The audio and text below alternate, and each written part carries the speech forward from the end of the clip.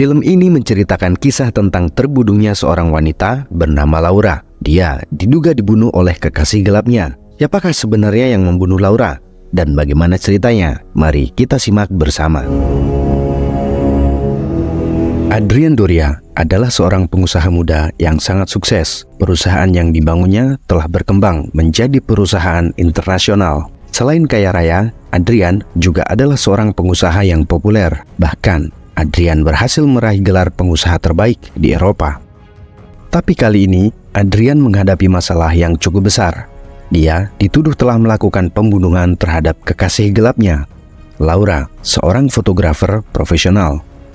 Saat ini, Adrian tengah menjadi tahanan kota. Dia bahkan tidak bisa meninggalkan apartemennya. Felix adalah pengacara yang menangani kasusnya. Menurut Felix, mereka akan memenangkan kasus ini. Felix adalah seorang pengacara yang cerdik.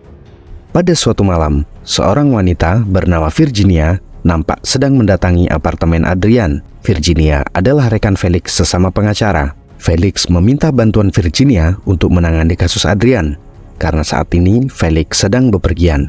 Virginia adalah pengacara dengan reputasi yang sangat baik. Dia tidak pernah kalah dalam persidangan. Virginia mendatangi Adrian karena ada hal yang sangat penting dan mendesak. Malam ini, pengadilan akan mengadakan sidang mendadak untuk kasus Adrian. Virginia meminta Adrian untuk menceritakan ulang kronologinya. Menurutnya, Adrian belum sepenuhnya jujur dalam kesaksian sebelumnya. Ketidakjujuran Adrian akan menyulitkan dalam menyusun skenario pembelaan. Awalnya, Adrian keberatan karena dianggap telah berbohong. Tapi Virginia mampu meyakinkannya. Adrian pun mulai menceritakan kronologinya.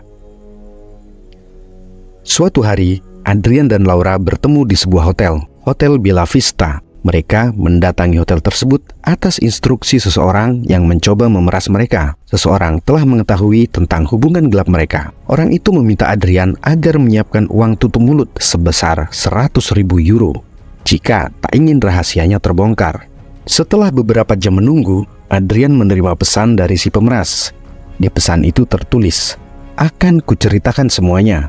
Kamar 715 Hotel Bella Vista." Tapi ada yang aneh. Pesan itu dikirim melalui ponsel Laura yang telah dibuangnya sesuai perintah si pemeras. Adrian merasa ini adalah sebuah jebakan. Dengan segera, Adrian mengajak Laura untuk meninggalkan tempat itu. Tapi saat Adrian mulai mengemasi tas yang berisi uang, tiba-tiba seonggok manusia misterius muncul dari belakang dan membenturkan kepala Adrian ke cermin hingga dia pun jatuh pingsan. Adrian pingsan selama beberapa menit dan saat dia terbangun, dia menemukan Laura dalam keadaan sudah meninggal dunia. Tapi anehnya, uang yang disiapkan sebagai tebusan justru berhamburan di sekitar jasad Laura. Pelaku tidak mengambil uang-uang tersebut. Polisi segera tiba di tempat kejadian perkara setelah mendapatkan laporan dari petugas hotel. Petugas hotel mendengar suara teriakan yang berasal dari kamar Adrian. Adrian mengatakan kepada polisi bahwa ada orang lain di kamar itu. Tapi polisi tidak percaya dan tetap menangkap Adrian. Polisi tak menemukan orang lain di ruangan itu, kecuali Adrian dan jasad Laura.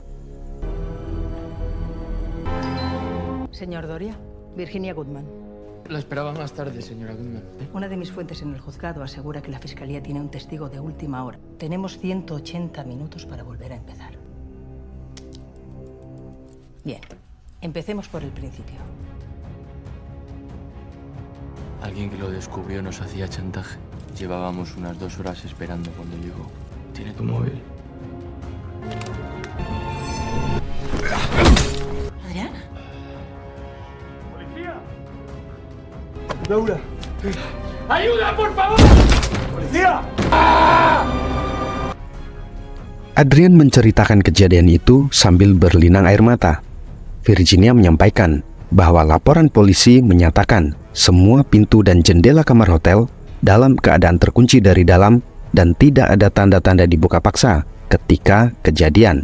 Selain itu, tuas jendela pun dilepaskan pada saat musim dingin tiba. Mustahil jika ada orang yang bisa keluar dan masuk melalui jendela. Tapi menurut Adrian, seseorang telah mengatur TKP untuk menjebaknya. Virginia masih tidak mempercayai keterangan Adrian. Hal ini membuatnya kesal, karena kebohongan Adrian hanya akan memperumit keadaan. Saksi baru yang akan dihadirkan jaksa bisa jadi mengetahui hal-hal yang di luar prediksi. Virginia tidak ingin kalah dalam persidangan terakhirnya sebagai pengacara, hanya karena Adrian tidak mau jujur dalam memberikan keterangannya. Adrian pun mulai mengulangi ceritanya. Semua dimulai dari 3 bulan yang lalu. Adrian sedang berada di sebuah villa bersama Laura, tapi dia mengaku sedang berada di Paris kepada istrinya, Sonia. Di sisi lain, Laura juga sebenarnya telah memiliki seorang suami, Bruno, seorang bankir. Adrian dan Laura terlihat sedang meninggalkan villa itu setelah menghabiskan waktu bersama. Sepanjang perjalanan, mereka mengobrol. Dan saat mereka sedang asyik mengobrol, tiba-tiba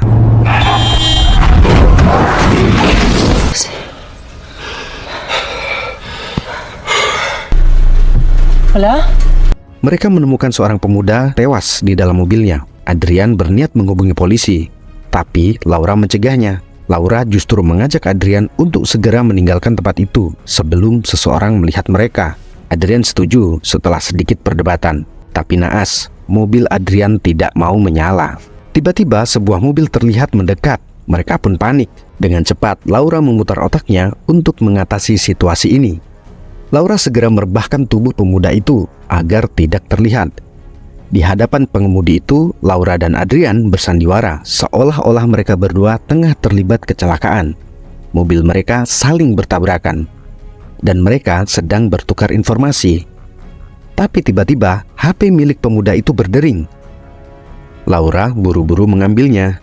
Dia pura-pura menerima telepon dari pihak asuransi. Orang itu pun segera pergi meninggalkan mereka, karena sepertinya Adrian dan Laura tidak membutuhkan bantuan. Tapi tanpa sadar, Laura memasukkan HP pemuda itu ke kantongnya. Sekarang keadaan sudah berubah. Sudah ada saksi mata yang melihat mereka berada di tempat itu. Laura menjadi semakin panik. Untuk menutup jejak perselingkuhan mereka, Laura meminta Adrian untuk membuang mobil dan jasad pemuda itu, menghilangkan barang bukti. Sedangkan Laura akan tetap berada di mobil sembari menunggu pertolongan dari seseorang.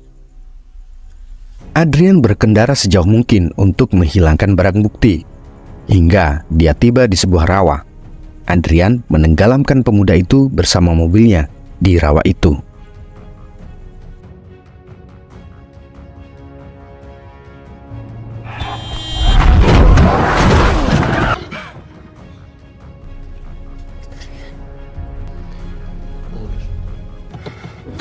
Vamos, por favor, vamos, arranca.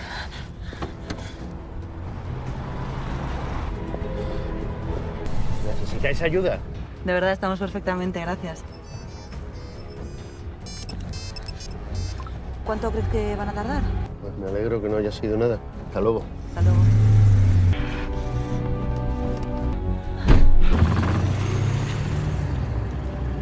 Conduje casi 1 hora. Y lo único que podía pensar era en por qué estaba allí en lugar de con mi familia.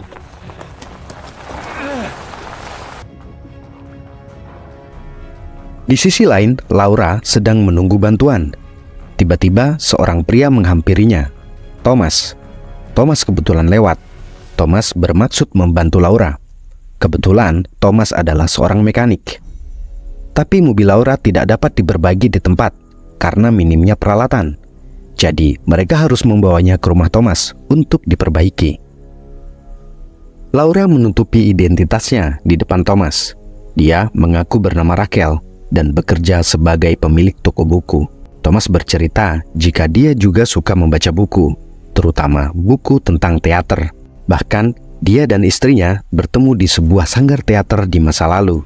Thomas juga bercerita tentang istrinya yang harus berhenti mengajar sebagai guru sastra dan saat ini bekerja di sebuah hotel. Setibanya di rumah Thomas, Laura disambut oleh istri Thomas yang bernama Elvira. Elvira adalah orang yang sangat ramah. Elvira mempersilahkan Laura untuk menunggu di dalam rumah selagi mobilnya diperbaiki. Elvira sempat melihat darah di pergelangan tangan Laura. Laura mengaku itu adalah darah rusa yang ia tabrak. Elvira tidak menaruh curiga sama sekali. Ketika mereka sedang berbincang, alangkah terkejutnya Laura saat mengetahui jika pemuda yang dibuang jasadnya oleh Adrian adalah anak dari Thomas dan Elvira. Pemuda itu bernama Daniel.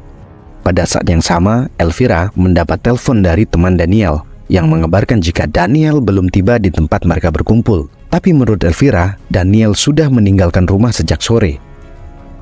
Laura menjadi semakin gugup. Elvira mencoba menelpon Daniel. Laura menjadi semakin panik karena HP Daniel berada di tangannya. Beruntung dia sempat menyembunyikan HP itu di sofa. Thomas dan Elvira menjadi bingung kenapa HP anaknya bisa tertinggal. Hal yang sangat di luar kebiasaan Daniel. Hal ini tentu saja membuat mereka khawatir.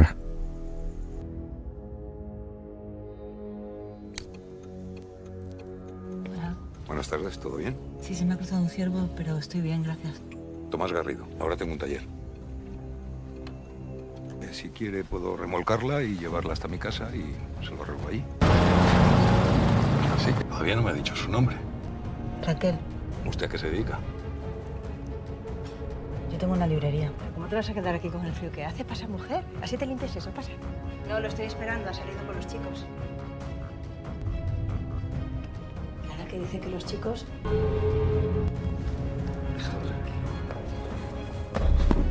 Mi hijo, que no está con sus amigos y mi mujer se imagina que soy yo. Yo me tengo que ir, de verdad, es que se me ha hecho muy tarde.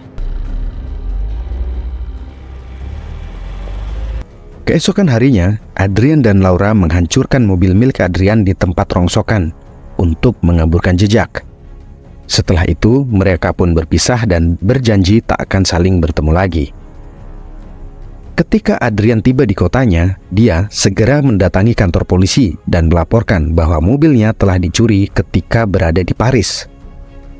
Tentu saja, itu hanya untuk alibi dan untuk menutupi jejaknya.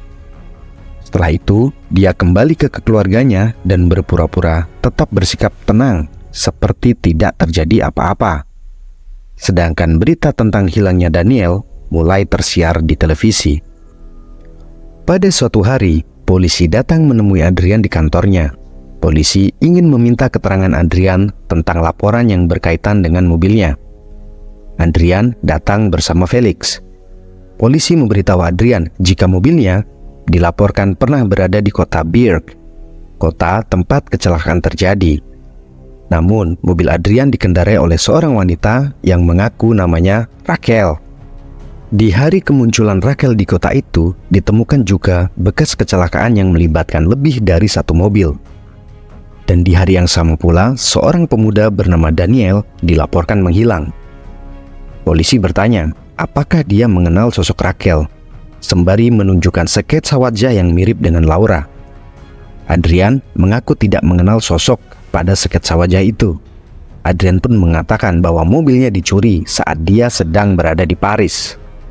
Selesai urusan dengan polisi, Adrian meminta kepada Felix agar Felix mengupayakan namanya dihilangkan dari laporan polisi yang terkait dengan hilangnya Daniel dan memastikan keberadaannya di Paris sebagai alibinya.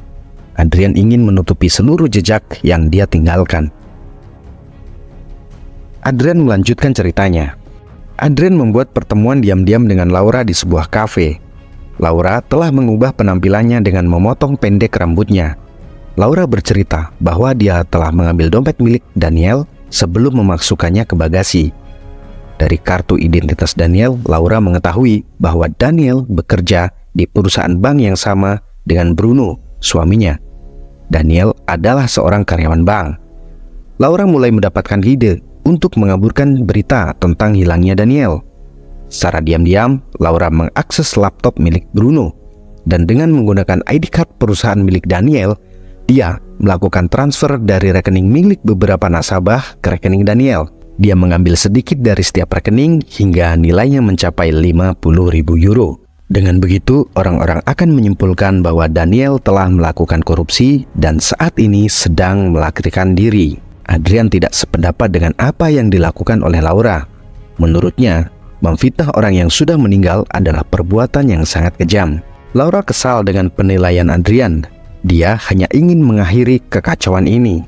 Laura mengancam Adrian agar tidak membocorkan informasi apapun ke polisi, atau dia akan membongkar semuanya. Berita tentang Daniel yang kabur karena korupsi pun menyebar di media. ¿De dónde llamas? Desde una cabina. Nos vemos dentro de 4 horas en el bar que hay delante del desguace. ¿Esto qué es? La cartera del chaval.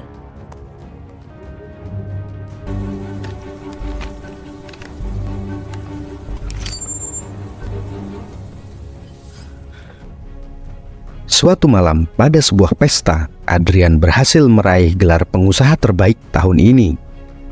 Ketika sedang asyik bercengkrama, tiba-tiba seorang anak buah Adrian menghampirinya, memberitahu jika ada seorang reporter yang ingin mewawancarinya. Adrian sangat terkejut mendapati reporter yang mencarinya adalah Thomas.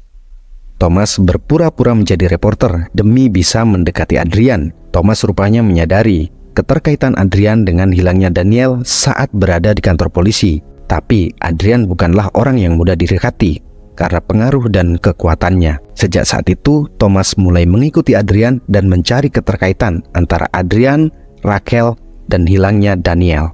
Thomas mengatakan kepada Adrian jika dia dan Elvira tidak terima dengan pemberitaan yang menyudutkan Daniel di televisi. Thomas tahu jika Daniel tidak akan pernah korupsi. Bahkan Thomas menduga jika anaknya saat ini sudah tiada. Elvira bahkan harus jatuh sakit akibat pemberitaan itu. Thomas tidak percaya jika Adrian tidak ada kaitannya dengan Rachel.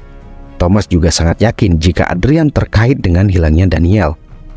Apalagi Thomas menyadari jika korek api yang dimiliki Adrian sama persis dengan korek api yang pernah dilihatnya di mobil Rachel. Tapi Adrian terus menyangkal. Dia mengatakan tidak kenal dengan Rachel. Dan pada saat kejadian dia sedang berada di Paris untuk keperluan bisnisnya. Dengan penuh emosi, Thomas menanyakan kepada Adrian di mana anaknya berada, di mana dia telah membuang Daniel. Thomas menjadi semakin emosi ketika beberapa petugas keamanan datang dan mencoba mengusirnya. Akhirnya, Thomas pun harus dijemput polisi karena sudah mengganggu ketenangan Adrian. Setelah itu, Thomas menghilang dan tidak pernah mengganggu Adrian lagi.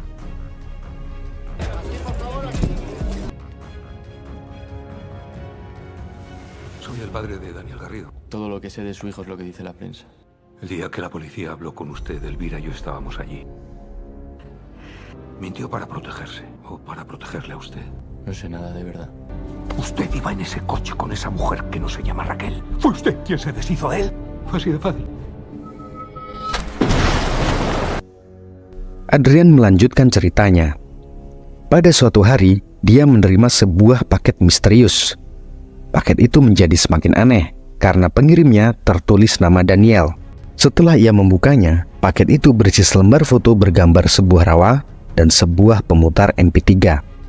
Pemutar MP3 itu berisi instruksi dan permintaan tebusan sebesar 100.000 euro sebagai uang tutup mulut. Adrian menduga pemeras sekaligus pembunuh Laura adalah pengemudi yang memergokinya saat terjadi kecelakaan. Adrian menduga pada saat itu si pengemudi sebenarnya telah menaruh curiga dan secara diam-diam mengikutinya hingga ke rawa-rawa tempat Adrian menenggelamkan Daniel dan menyaksikan semuanya. Tapi Virginia tidak sepakat dengan cerita Adrian. Jika Adrian menduga pengemudi itu sebagai tersangka pemeras dan pembunuh Laura, maka itu tidak masuk akal. Sudah pasti motifnya adalah uang, tapi kenapa dia justru meninggalkan uangnya? Selain itu, dengan menersangkakan si pengemudi, Adrian tetap tidak bisa terlepas dari kasus hilangnya Daniel.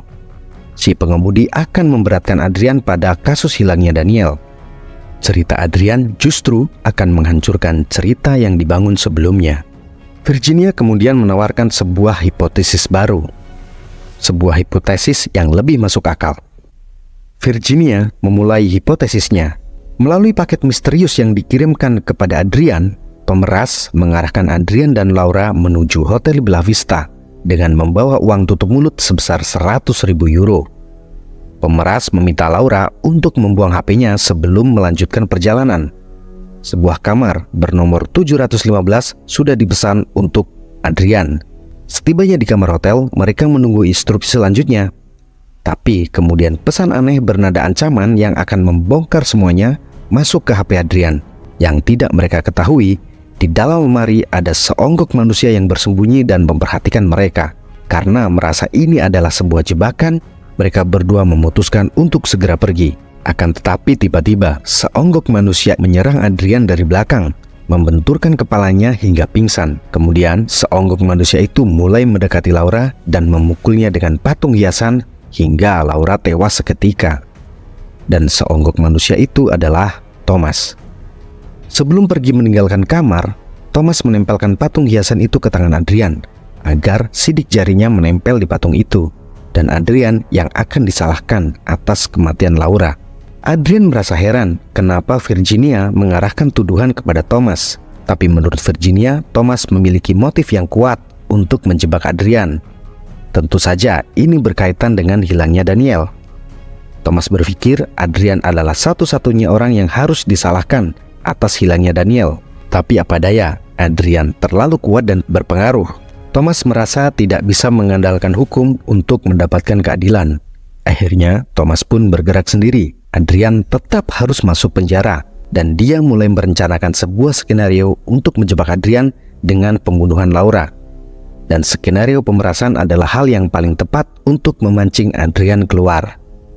Virginia menyadari skenario ini setelah mengetahui jika Elvira ternyata bekerja di Hotel Bella Vista. Hal ini diketahui dari potongan koran yang berisi foto penangkapan Adrian. Sosok Elvira turut tertangkap kamera wartawan.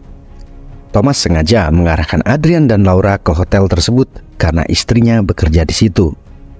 Sebagai karyawan Hotel Bella Vista, Elvira memiliki akses untuk membantu suaminya dalam skenario jebakan itu. Elvira yang mengatur pemesanan kamar dan memberikan tuas jendela agar Thomas bisa kabur melalui jendela setelah menyelesaikan misinya. Dan Elvira juga akan secara diam-diam mengunci jendela itu dari dalam saat polisi tak memperhatikannya, agar semua jendela dalam kondisi terkunci dari dalam. Saat di persidangan nanti, Virginia meminta Adrian untuk meyakinkan hakim jika dia hanyalah korban manipulasi Laura. Adrian berada di hotel itu karena Laura yang meminta bantuannya untuk bertemu dengan pemeras. Dia tidak mengetahui apapun tentang Daniel. Tapi entah bagaimana, ayah Daniel menuduhnya secara sepihak. Será mejor que no nos vea juntos. Os espero en el Hotel Bellavista.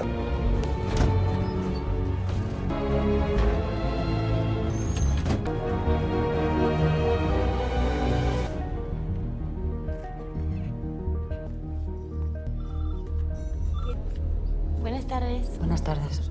Tengo una reserva. Habitación 715, por favor. Acaba de mandarme un mensaje desde tu móvil. ¿Adrián?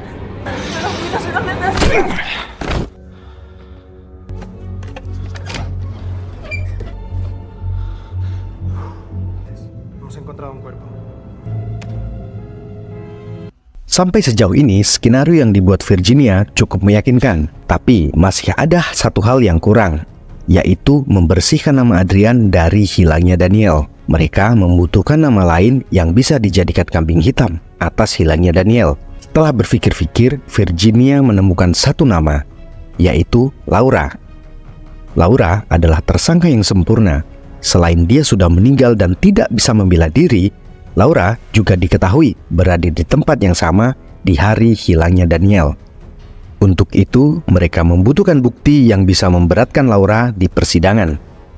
Virginia membutuhkan bukti yang kuat dan tak terbantahkan jika Laura lah yang menenggelamkan Daniel.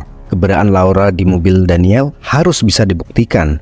Dan satu-satunya cara adalah dengan meletakkan sebuah barang pribadi milik Laura di mobil Daniel. Barang bukti harus disiapkan sebelum polisi menemukan lokasi mobil Daniel. Dengan begitu, sempurnalah skenario pembelaan Adrian. Tapi Adrian masih merasa ragu dengan skenario Virginia. Dia mengkhawatirkan pengemudi yang lewat pada saat kecelakaan. Dia khawatir saksi yang akan dihadirkan jaksa di persidangan adalah si pengemudi itu. Tapi tiba-tiba, Virginia membuat sebuah pengakuan bahwa sebenarnya dia hanya berbohong. Tidak ada persidangan mendadak dan tidak ada saksi baru. Semua hanya karangan Virginia. Hal itu dilakukan untuk menekan Adrian agar dia memberikan keterangan yang jujur. Adrian terkejut mendengarnya, tapi di satu sisi dia juga merasa lega. Tidak ada persidangan malam ini. Dan yang terpenting saat ini adalah dia sudah memiliki skenario penyelamatan yang sempurna atas bantuan Virginia. Virginia menyodorkan sebuah peta kepada Adrian. Dia meminta Adrian untuk menandai di mana dia telah membuang mobil Daniel agar mereka bisa segera meletakkan barang bukti yang memberatkan Laura. Quiere convertirme en víctima de Laura. Hay que esconder algún objeto de Laura en el coche sepultado. La fiscalía no tiene ningún testigo. Me ha estado tomando el pelo. ¿Por qué no me ha dicho la verdad desde el principio? ¿Dónde lo sepultó?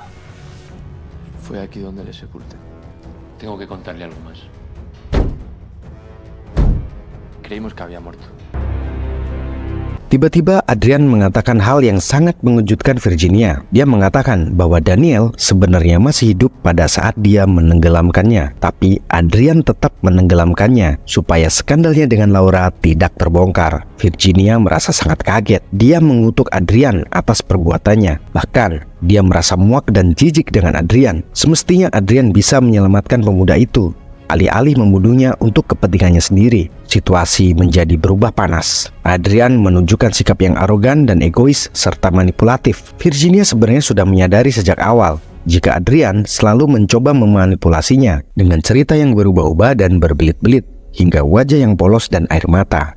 Tapi di balik itu, Adrian adalah orang yang sangat egois dan kejam. Dengan sifat manipulatif yang dimiliki Adrian, Virginia mulai berpikir, apakah Adrian jujur dengan ceritanya? Atau yang terjadi adalah sebaliknya? Virginia kemudian mengemukakan hipotesis baru. Bagaimana jika sebenarnya Adrianlah otak di balik semua kejadian ini, yang memiliki inisiatif membuang dan memfitnah Daniel? Virginia mengatakan jika dia menerima laporan medis atas Laura. Laura mengalami trauma bersamaan setelah Daniel menghilang. Tapi Adrian menyangkal. Menurutnya, orang jahat pun bisa mengalami trauma. Tapi bagi Virginia, itu tidak masuk akal.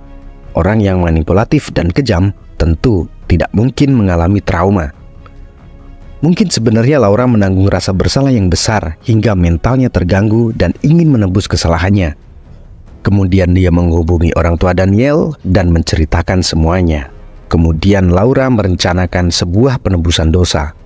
Laura ingin agar orang tua Daniel mendapatkan ganti rugi atas kepergian anaknya, dan kemudian mengajak Adrian untuk mengakui perbuatannya di depan hukum. Laura menemukan hotel tempat Elvira bekerja, tempat yang tepat untuk menjalankan rencananya. Laura sendiri yang merencanakan pemerasan itu, agar Adrian mau mengeluarkan sejumlah uang yang nantinya akan diberikan kepada orang tua Daniel. Mereka berdebat di kamar hotel. Adrian tidak menyetujui rencana Laura. Saat pesan masuk ke HP Adrian, saat itulah dia menyadari jika dia sudah masuk ke dalam perangkap yang dibuat oleh Laura. Adrian menjadi sangat emosi dan sekoyong-koyong dia memukul Laura menggunakan patung hiasan hingga Laura terkapar.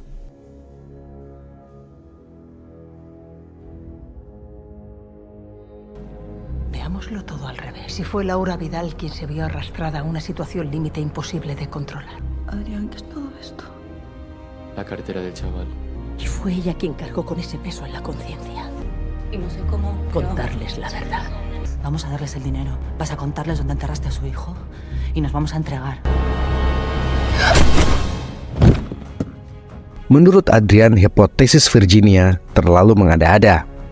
Jika memang Laura sudah menceritakan semuanya kepada orang tua Daniel, lantas kenapa Thomas dan Elvira tidak melaporkannya ke polisi? Tapi menurut Virginia, Thomas memang tidak akan melaporkan Adrian ke polisi karena Thomas tahu Adrian tidak akan mau membuka mulut tentang lokasi di mana dibuangnya Daniel. Jika mayat Daniel tidak ditemukan, maka kejahatan tidak akan bisa dibuktikan dan pada akhirnya Adrian akan tetap bebas. Adrian tetap menolak hipotesis Virginia. Menurutnya, bukti foto koran yang menunjukkan keberadaan Elvira bisa menjadi bukti kuat yang akan menjebloskan Thomas ke penjara. Tapi yang selanjutnya terjadi sungguh mengejutkan. Ternyata foto pada potongan koran itu hanyalah editan, sengaja dibuat oleh Virginia untuk memancing Adrian agar mengatakan kebenaran. Pada hari terbunuhnya Laura, bahkan Elvira sedang libur kerja. Posisi Adrian menjadi terdesak. Di momen ini, Virginia menawarkan kepada Adrian, jika dia masih menginginkan bantuannya, maka Adrian harus jujur di hadapan Virginia. Virginia bertanya kepada Adrian, apakah dia yang membunuh Laura? Dan Adrian menjawab, ya, akulah yang membunuh Laura.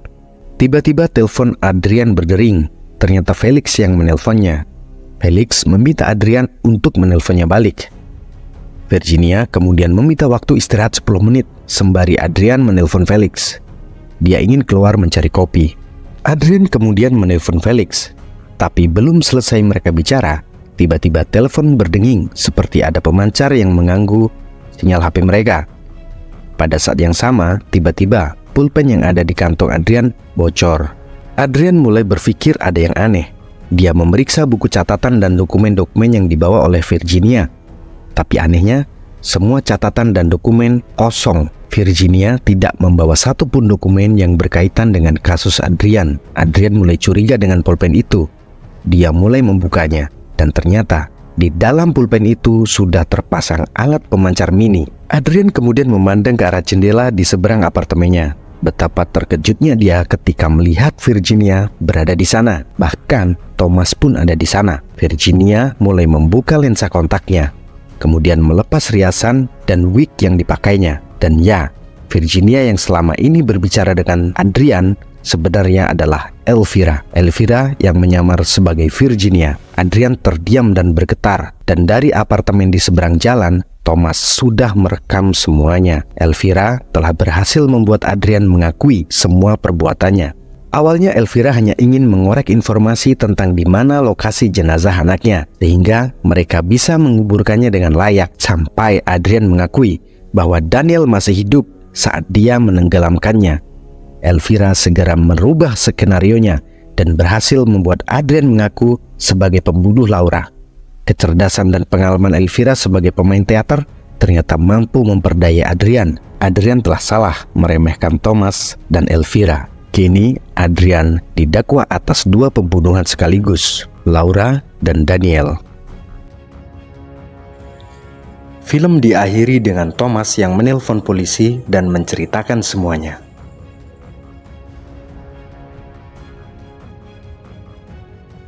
¿Quiere mi ayuda?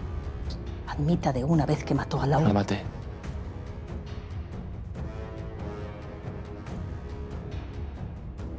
Voy a salir a despejar la cabeza.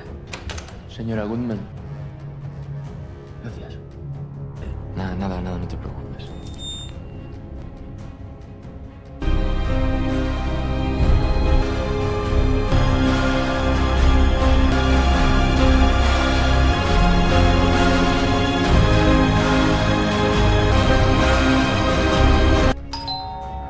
¿El señor Doria? Soy Virginia Goodman.